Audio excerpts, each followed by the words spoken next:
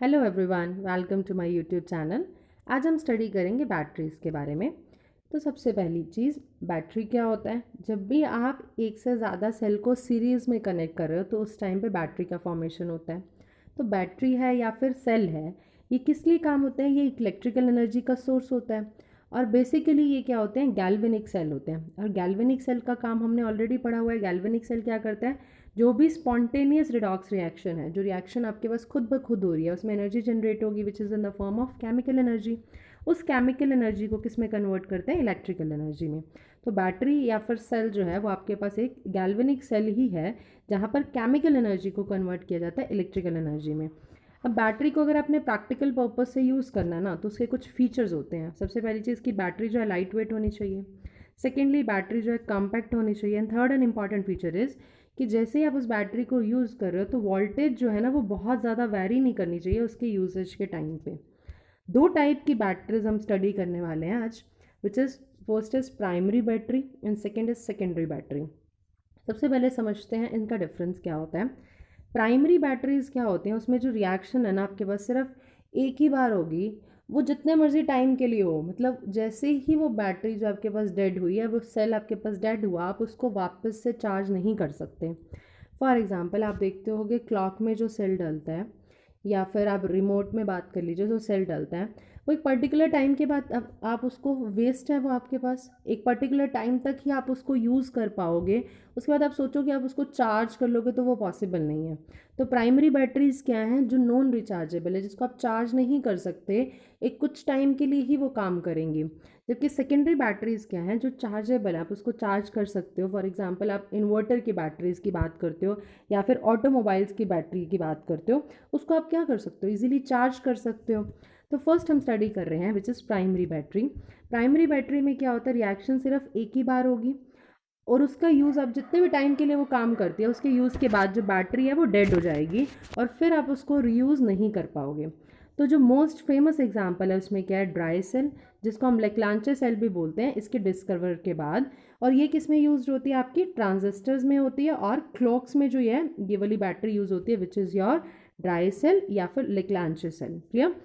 भाई, जो dry cell है इसमें क्या है? एक जिंक कंटेनर है जो कि एक एनोड की तरह काम कर रहा है, और एक कार्बन की जो रोड है वो एज अ कैथोड काम कर रही है। एक सिंप्लीफाइड अगर हम डायग्राम देखें, मान लीजिए हमारे पास जिंक कंटेनर है, ये काम कर रहा है एज अ एनोड, और यहाँ पर क्या है? एक कार्बन की रोड है, वो कैसे काम कर रही है? As cathode. और ये जो कार्बन की रोड है ये सराउंडेड है बाय मैंगनीज डाइऑक्साइड। यहाँ पर क्या है? मैंगनीज डाइऑक्साइड प्लस कार्बन इसके अराउंड।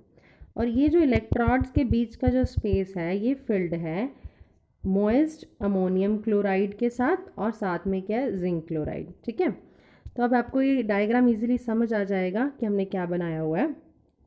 तो सबसे पहली चीज़ हमने बोला कि जो जिंक कंटेनर है वो काम कर रहा है एज अ एनोड। हमने जब पढ़ा था गैल्वेनिक सेल के बारे में तो हमने एक चीज़ सीखी थी इनको याद करने का तरीका, विच इज़ लोन। लोन का मतलब क्या था? Left oxidation anode negatively charge. That means आपके पास जो है एनोड पे कैसा चार्ज होगा? नेगेटिव चार्ज होगा, और होगा क्या उस पर? ऑक्सीडेशन होगा। क्लियर? एनोड पे नेगेटिव चार्ज होगा और उस पर होगा क्या? ऑक्सीडेशन। और ऑक्सीडेशन को भी याद रखने का मतलब हमने तरीका सीखा था। ऑक्सीडेशन कैसे याद रखा था? इस ऑयल से। Oxidation is loss of electrons, जहाँ पर इलेक्ट्रॉन का लॉस हो रहा है वहाँ पर ऑक्सीडेशन हो रही है। दैट मीन्स अगर हम जिंक की बात कर रहे हैं, वो एज एनोड की तरह बिहेव कर रहा है, तो यहाँ पर हो क्या रहा होगा? ऑक्सीडेशन हो रही होगी। ऑक्सीडेशन का मतलब इलेक्ट्रॉन का लॉस हो रहा होगा। दैट इज योर Zn से क्या बन रहा होगा आपके पास? Zn gives Zn2 positive plus 2 electrons. Clear? दूसरी तरफ हम बात करें कैथोड की, तो कैथोड पे क्या होता है? रिडक्शन होता है। Reduction means gain of electron. अब आपको जो ध्यान रखना है ना वो ये चीज़ है कि यहाँ पर मैंगनीज डाइऑक्साइड काम करेगा और उसमें ऑक्सीडेशन स्टेट जो है वो +4 से +3 में चेंज हो रही है। क्लियर? ये रिएक्शन जो है ये इंपॉर्टेंट है याद रखने के लिए। अब ध्यान से समझिएगा इस रिएक्शन को याद कैसे करें। हमें पता है मैंगनीज +4 से +3 में जा रहा है, तो सबसे पहली चीज़ MnO2। अब इसकी ऑक्सीडेशन स्टेट निकालते हैं, तो ऑक्सीजन की जो ऑक्सीडेशन स्टेट होती है वो -2 होती है। तो मैंगनीज की निकालने के लिए हम x मान लेते हैं मैंगनीज को, प्लस ऑक्सीजन की -2 इंटू 2 ऑक्सीजन है विच इज़ इक्वल टू 0, तो x की वैल्यू कितनी आ गई? +4। तो ये +4 ऑक्सीडेशन स्टेट बन गई। तो MnO2 से बन क्या रहा है हमारे पास, MnOOH बन रहा है। अब इसके ऑक्सीडेशन स्टेट की बात करते हैं। अब हम बात करते हैं MnOOH की ऑक्सीडेशन स्टेट की। सो ऑक्सीजन की ऑक्सीडेशन स्टेट तो -2 हो गई, OH की ऑक्सीडेशन स्टेट होती है -1। इसको निकालते हैं। Mn की मान लीजिए x है, -2 -1 इज इक्वल टू 0। तो x की वैल्यू कितनी आ गई, +3। दैट मीन्स यहाँ पर मैंगनीज की ऑक्सीडेशन स्टेट थी +4, यहाँ मैंगनीज की ऑक्सीडेशन स्टेट है +3। और हमें बताएं ये रिएक्शन जो है कैथोड पे हो रही है। कैथोड पे हो रही है, इसका रिएक्शन का मतलब क्या है कि इसमें गेन ऑफ इलेक्ट्रॉन होगा। तो +4 से +3 तक जाने के लिए हम क्या करेंगे, एक इलेक्ट्रॉन का गेन होगा। यहाँ तक रिएक्शन क्लियर होगी। तो हमारे पास बन क्या रहा है, MnO2 से MnOOH बन रहा है प्लस इलेक्ट्रॉन। अब दूसरी चीज़ हमारे पास क्या है, जो आपने इलेक्ट्रोलाइट डाला था विच इज़ NH4Cl प्लस हमने डाला था ZnCl2। यहाँ पर जो अमोनियम क्लोराइड का आयन है विच इज़ NH4 पॉजिटिव, वो रिएक्ट करेगा। अब देखिए फाइनली हमारे पास बनेगा क्या, MnO2 प्लस हमने डाला NH4 positive plus electron, it gives MnOOH plus. अब देखिए O2 तो यहाँ था आपके पास 2 ऑक्सीजन थे, यहाँ 2 ऑक्सीजन तो आ गए। अब यहाँ पर हाइड्रोजन है 4 और यहाँ पर हाइड्रोजन आया 1। इसका मतलब क्या है, आपके पास रह गया यहाँ से कितना, ammonia, that is your NH3। But हमें पता है NH3 जो है गैसेस के फॉर्म में, बट ये यहाँ पर गैसेस के फॉर्म में उड़ेगा नहीं। ये अमोनिया जो है जिंक के साथ कंबाइन होके एक कॉम्प्लेक्स बना देगा which is your ZnNH3 whole twice. इसका नाम जब कोऑर्डिनेशन कंपाउंड्स पढ़ोगे तो आप इसका नाम पढ़ोगे tetra amine zinc ion +2 oxidation state में। ठीक है, इस जो सेल है इसका जो पोटेंशियल है वो नियरली 1.5 वोल्टेज होता है। क्लियर।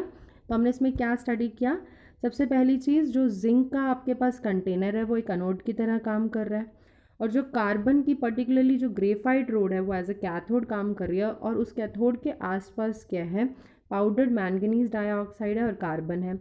इन इलेक्ट्रोड्स के बीच का जो स्पेस है वो फिल किया जाता है किससे, अमोनियम क्लोराइड और जिंक क्लोराइड की मॉइस्ट बेस से। इलेक्ट्रोड की जो रिएक्शंस हैं उसमें पहली रिएक्शन थी एनोड पे, जो से जिंक से Zn2 पॉजिटिव +2 इलेक्ट्रॉन बन रहे थे, और कैथोड पे जो रिएक्शन को याद करने का सिंपल सा मेथड है वो क्या है, मैंगनीज +4 से +3 ऑक्सीडेशन स्टेट में जा रहा है। साथ में जो इलेक्ट्रोलाइट का अमोनियम पॉजिटिव आयन है, अमोनियम आयन, वो रिएक्ट कर रहा है, और आपके पास किसका फॉर्मेशन हो रहा है, अमोनिया का फॉर्मेशन हो रहा है, साथ में क्या बन रहा है, मैंगनीज OOH। क्लियर। उसके बाद जो अमोनिया इस रिएक्शन में प्रोड्यूस्ड हो रहा है वो जिंक के साथ कंबाइन करके एक कॉम्प्लेक्स बना रहा है, और इस जो सेल है इसका पोटेंशियल है 1.5 volt. Next is our mercury cell. Mercury cell जो है वो लो करंट डिवाइसेस के लिए यूज़ होती है, जैसे हियरिंग एड्स होगी, फॉर एग्जांपल ईयरफोन्स हो गए, वॉचेस होगी। इसमें होता क्या है, जो जिंक मर्करी अमलगम है वो एज अ एनोड काम करेगी, और जो मर्क्यूरी ऑक्साइड और जो कार्बन का पेस्ट है वो एज अ कैथोड काम करेगा। और इस केस में जो इलेक्ट्रोलाइट है वो किसका पेस्ट होगा, पोटेशियम हाइड्रोक्साइड का और जिंक ऑक्साइड का। सो हम इसकी इलेक्ट्रोड रिएक्शंस की अगर हम बात करें, सबसे पहले एनोड पे क्या होगा, ऑक्सीडेशन होगा, और ऑक्सीडेशन के लिए आपके पास क्या होगा, इलेक्ट्रॉन का लॉस होगा। तो यहाँ से बनता है ZnO, Zn से ZnO। ऑक्सीडेशन स्टेट चेक करें तो हम x - 2 is equal to 0, that means x is equal to 2। तो जिंक की ऑक्सीडेशन स्टेट क्या है, +2। इसका मतलब Zn से Zn2 पॉजिटिव बन रहा है, साथ में इलेक्ट्रॉन कितने आएंगे, +2 इलेक्ट्रॉन्स। इस रिएक्शन को बैलेंस तो नहीं है क्योंकि यहाँ ऑक्सीजन है, यहाँ पर कुछ भी नहीं है लेफ्ट साइड पे। रिएक्शन को बैलेंस करने के लिए हम क्या करते हैं, OH नेगेटिव लगाएंगे। और OH नेगेटिव कहाँ से लिया हमने, जो इलेक्ट्रोलाइट डाला है उसका हमने एनायन ले लिया। अब यहाँ पर OH नेगेटिव है तो यहाँ पर चार्ज जो है वो सिंगल नेगेटिव चार्ज है, और यहाँ पर चार्ज जो है वो 2 है। इसका मतलब यहाँ मल्टीप्लाइड बाय 2 होगा। अब 2 से मल्टीप्लाई किया तो यहाँ ऑक्सीजन 2 है, यहाँ पर सिंगल ऑक्सीजन है। दूसरी चीज़, यहाँ पर 2 हाइड्रोजन और यहाँ पर कोई भी हाइड्रोजन नहीं है, तो इस पूरी रिएक्शन को बैलेंस करने के लिए हम क्या करेंगे, इसमें H2O डालेंगे। अब देखते हैं रिएक्शन बैलेंस हुई या नहीं। तो Zn से ZnO बन रहा है, तो जिंक तो 1 ही इन्वॉल्व हो रहा है। ऑक्सीजन कितने हो रहे हैं, 2 ऑक्सीजन है, तो यहाँ पर 1 हो गया, यहाँ 2 ऑक्सीजन हो गए टोटल। हाइड्रोजन कितने हैं, यहाँ पर 2 हाइड्रोजन है, अगेन यहाँ 2 हाइड्रोजन है। टोटल चार्ज क्या है, यहाँ पर 2 नेगेटिव है और यहाँ भी 2 नेगेटिव है। इसका मतलब जो एनोड पे रिएक्शन है वो एक कंप्लीट रिएक्शन है, हमने जो अभी डिस्कस किया। अब बात करते हैं कैथोड की रिएक्शन की। कैथोड पे क्या होगा, आपके पास रिडक्शन होगी। Reduction means gain of electron. तो यहाँ से क्या बन रहा है, HgO से Hg बनेगा, मर्क्यूरी ऑक्साइड से मर्क्यूरी बन रहा है, इलेक्ट्रॉन का एडिशन होगा 2 इलेक्ट्रॉन।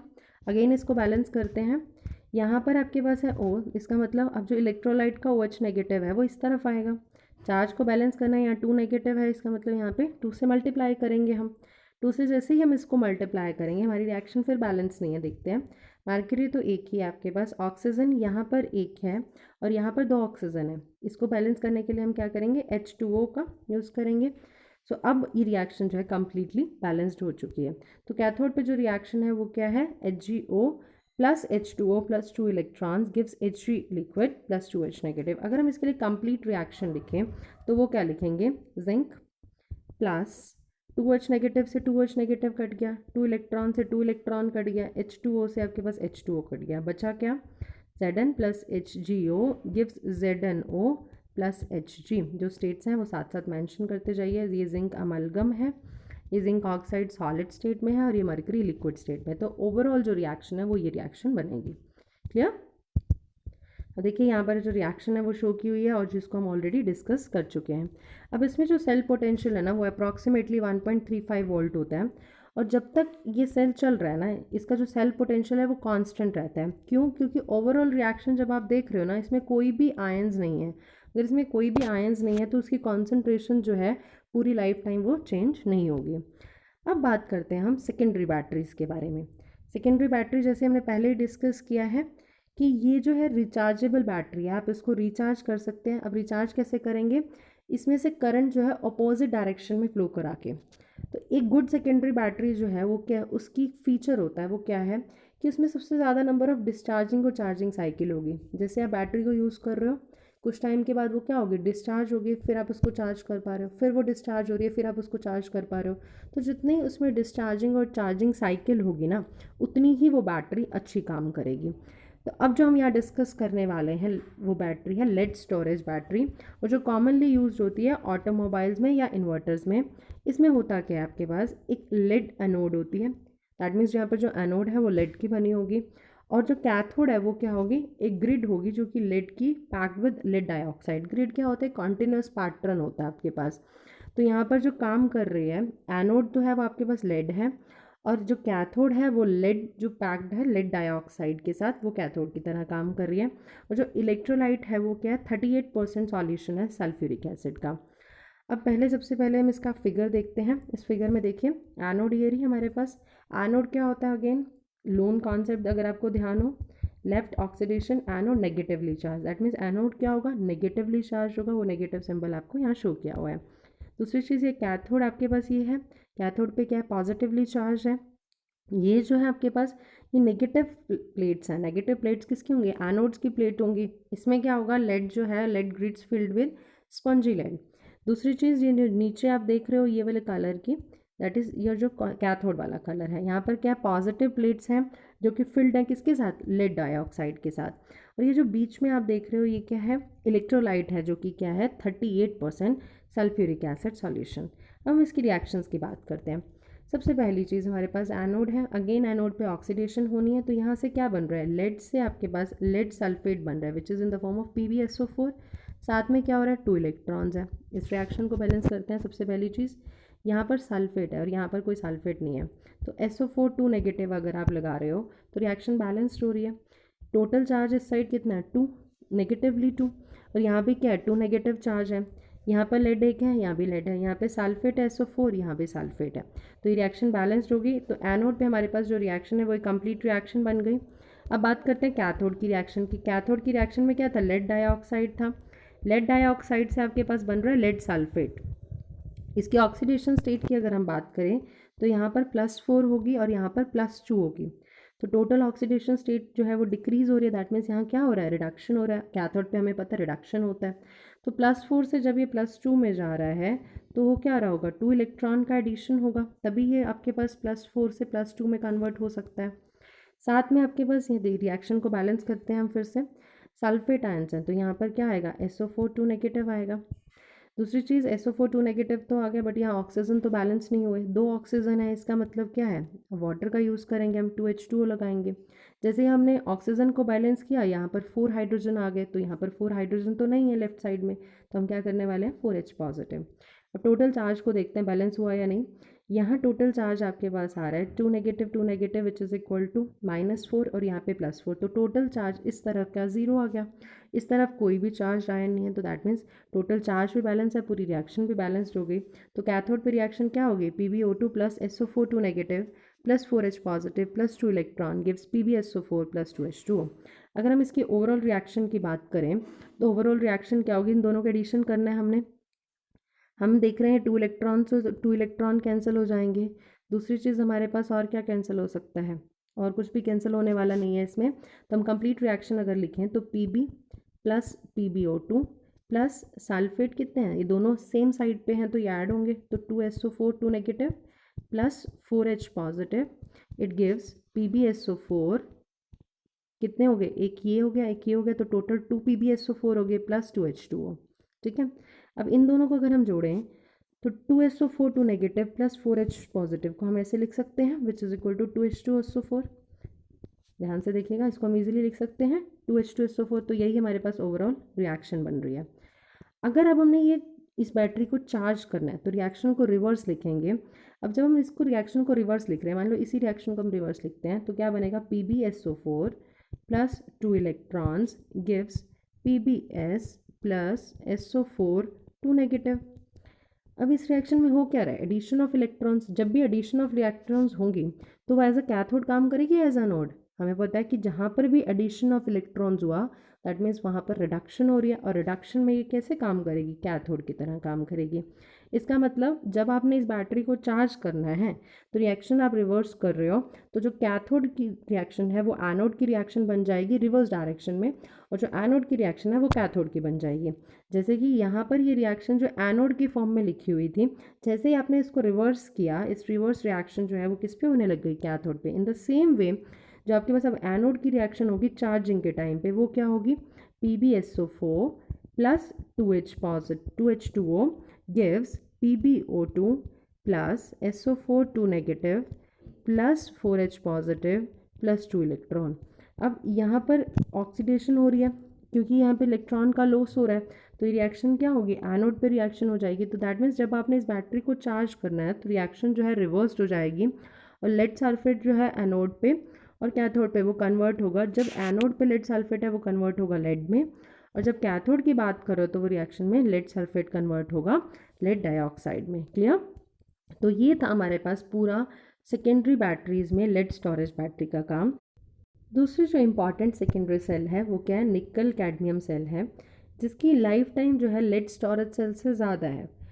बट एक क्वेश्चन आता है हमारे पास, अगर लाइफ टाइम इसकी ज़्यादा है तो हम इसको यूज़ क्यों नहीं करते, क्योंकि ये एक्सपेंसिव है। जब हम इसका मैन्युफैक्चरिंग प्रोसेस देखते हैं तो ये ज़्यादा एक्सपेंसिव है लेड स्टोरेज से, इसलिए इसका इतना ज़्यादा यूज़ नहीं होता।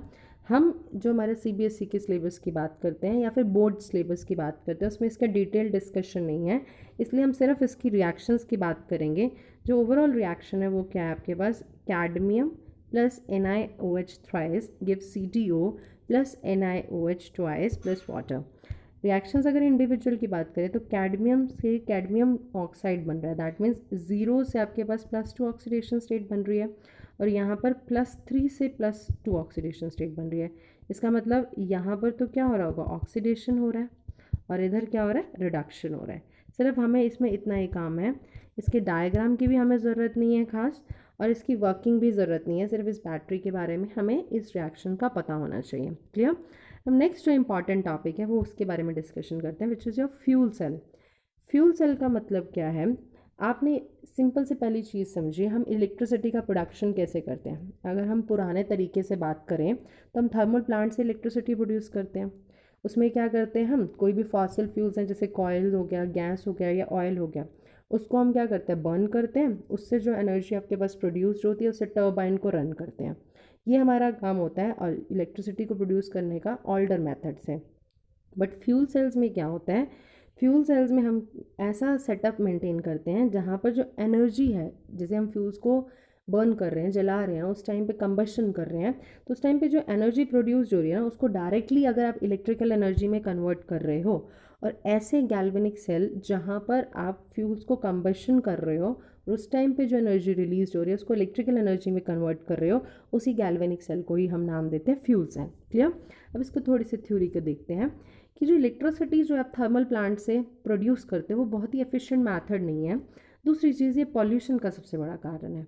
ऐसे प्लांट्स में होता क्या है, जो केमिकल एनर्जी है फॉसिल फ्यूल्स की, केमिकल एनर्जी मतलब जब भी चीज़ को आप ऑक्सीजन की प्रेजेंस में बर्न करते हो उस केमिकल एनर्जी को नाम दे देते हैं हम हीट ऑफ कंबशन। तो जो केमिकल एनर्जी आपके पास फॉसिल फ्यूल्स की है, और फॉसिल फ्यूल्स भी क्या ले रहे हैं हम, कॉयल हो गया, गैस हो गया और ऑयल हो गया, ठीक है। उसको कन्वर्ट कर रहे हो आप, पहले उसको यूज़ करके हम कन्वर्ट कर रहे हो वाटर को स्टीम में, और फिर आप टरबाइन को रन कर रहे हो इलेक्ट्रिसिटी को प्रोड्यूस करने के लिए। बट हमें सेल्स की इतनी नॉलेज हमें आ चुकी है कि हमें पता है गैल्वेनिक सेल जो है एक ऐसा सेल होता है जो कि केमिकल एनर्जी को डायरेक्टली इलेक्ट्रिकल एनर्जी में कन्वर्ट कर देता है, और ये बहुत ही एफिशिएंट है। और हमारे पास अब ये तरीका है कि हम एक ऐसे सेल्स को प्रोड्यूस कर सकें जहाँ पर हम रिएक्टेंट को कॉन्टिन्यूसली इलेक्ट्रोड्स में डाल रहे हैं और प्रोडक्ट को कॉन्टिन्यूसली इलेक्ट्रोलाइट कंपार्टमेंट से रिमूव कर रहे हैं। तो ऐसे गैल्वेनिक सेल जो कि इस तरह से डिज़ाइंड हैं कि जो एनर्जी ऑफ कंबशन हो रही है, फ्यूज़ को कंबशन करने पे आपके पास जो एनर्जी रिलीज हो रही है उसको डायरेक्टली आप इलेक्ट्रिकल एनर्जी में कन्वर्ट कर रहे हो, तो ऐसे गैल्वेनिक सेल को ही हम नाम क्या दे रहे हैं, फ्यूल सेल। क्लियर? एक कॉमन जो सेटअप है वो आप इस फिगर में देख सकते हैं। सबसे पहली चीज़, ये जो रोड्स हैं ये किसकी रोड्स हैं, कार्बन रोड्स हैं। यहाँ से हम क्या कर रहे हैं, हाइड्रोजन डाल रहे हैं और इधर से ऑक्सीजन डाल रहे हैं, तो जो उसका प्रोडक्ट है H2O वो आप साथ साथ निकाल रहे हो, ठीक है। ये जो आपके पास लेफ्ट साइड पे है वो एनोड की तरह काम करेगी। दैट मीन्स यहाँ पे जो हाइड्रोजन है वो एज एनोड काम कर रही है और उस पर क्या हो रहा होगा, ऑक्सीडेशन। ये जो राइट साइड पे आपके पास ऑक्सीजन है वह एज अ कैथोड काम कर रहे होगे और वहाँ पर क्या हो रहा होगा, रिडक्शन हो रहा होगा। यहाँ पे बीच में आपने जो है एक्वस इलेक्ट्रोलाइट डाला है। क्लियर? तो सबसे जो सक्सेसफुल फ्यूल सेल है उसमें क्या हो रहा है, हाइड्रोजन की जो रिएक्शन है ऑक्सीजन के साथ यूज़ की जा रही है और वाटर का फॉर्मेशन हो रहा है। तो सेल जो है ये यूज़ किया गया था इलेक्ट्रिकल पावर प्रोवाइड करने के लिए, किसमें, अपोलो स्पेस प्रोग्राम में। उस टाइम पे जो वाटर आपके पास प्रोड्यूस्ड हो रहा है ना, उस वाटर वेपर्स को आपने कंडेंस किया और ये ड्रिंकिंग वाटर सप्लाई में इसको ऐड किया, और ये वाटर जो है एस्ट्रोनॉट्स के काम आया ड्रिंकिंग पर्पस के लिए। इस सेल में हाइड्रोजन और ऑक्सीजन को हम क्या करते हैं, इस पोरस कार्बन इलेक्ट्रॉड्स, ये जो कार्बन के इलेक्ट्रॉड्स हैं इस पोरस कार्बन इलेक्ट्रॉड से बबल कराते हैं, ठीक है। उसके बाद हम क्या कर रहे हैं, इसमें एक्वस सोडियम हाइड्रोक्साइड सॉल्यूशन से इसको पास कराएंगे, और साथ में क्या होगा आपके पास, कैटलिस्ट जो है यहाँ पर फाइनली डिवाइडेड प्लैटिनम या पैलेडियम, प्लैटिनम और पैलेडियम मोस्ट कॉमनली कैटलिस्ट हम यूज़ करते हैं। दूसरी चीज़, फाइनली डिवाइडेड क्यों लिखते हैं, क्योंकि जितना ज़्यादा पाउडर फॉर्म में कैटलिस्ट होगा उसका उतना ही ज़्यादा सरफेस एरिया होगा और उतना ही बेटर वो काम करेगा। तो यहाँ पर जो कैटलिस्ट है इसमें इलेक्ट्रॉड्स में डाले जाते हैं ताकि जो ये रिएक्शन है उसकी प्रोडक्शन को इंक्रीज़ कर दें। सो कैथोड पे क्या रिएक्शन होगी, यहाँ पर रिएक्ट करेगा ऑक्सीजन, और कैथोड पे हमें पता है रिडक्शन होती है, दैट मीन्स O2 जो है उसमें रिडक्शन होगी, that means addition of electrons, और बनेगा क्या, OH नेगेटिव, क्योंकि यहाँ जो इलेक्ट्रोलाइट यूज़ करते हैं हम आइदर KOH और NaOH यूज़ होता है। इलेक्ट्रोलाइट का जो एनायन है वो आपके पास फॉर्मेशन होगी उसकी। अब इस रिएक्शन को अगर हम बैलेंस करने की बात करें तो यहाँ 2 ऑक्सीजन है, यहाँ सिर्फ एक है, मल्टीप्लाइड बाय 2 करेंगे।